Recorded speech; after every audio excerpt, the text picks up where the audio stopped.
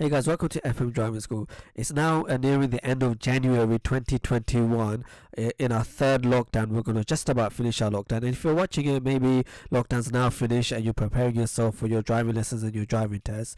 But obviously, we haven't been driving for quite a while. And we're just going to recap on the same video that we've already made before previously, which is how to drive after lockdown. We're going to give you a few really important tips so that you guys can, just apply it in your driving lessons and your driving tests.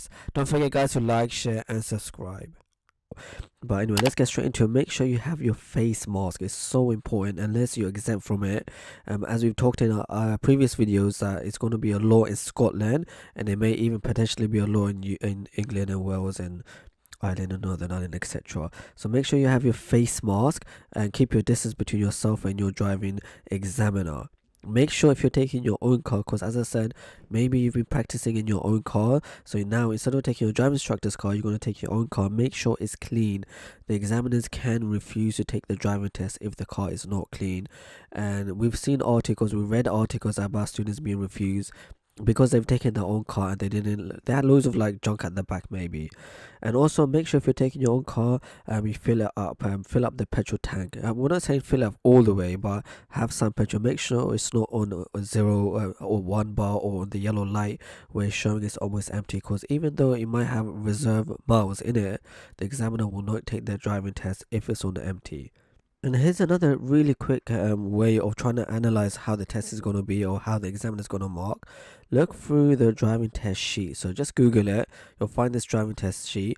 This is what the examiners use to mark the students in the driving test. So if you quickly glance through it, we're not going to go through it thoroughly, but do watch our other videos where we analyze every single mistake, how to impress the driving examiners.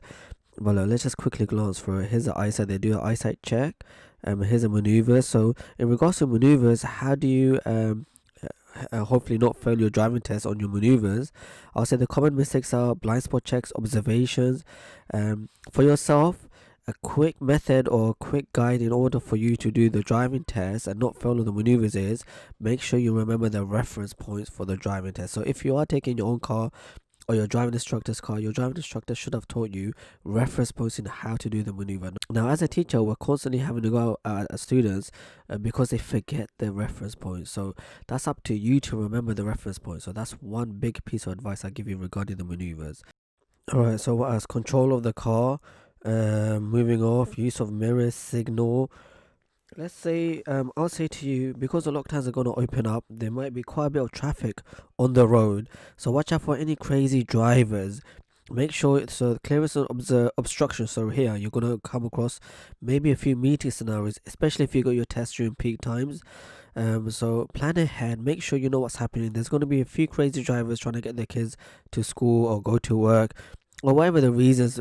Don't forget that people haven't been driving for maybe 3 weeks, so people might be a bit rusty. So watch out for other drivers. Plan ahead. Positioning, pedestrian crossings. So again, going back to if you got your test early morning, there's gonna be a lot of kids around going to school. Watch out for the kids. What else? Junctions, appropriate speed. So again, if your test is during like off-peak time, you might have completely open roads. Make sure you don't break speed limits even though the roads are clear to go.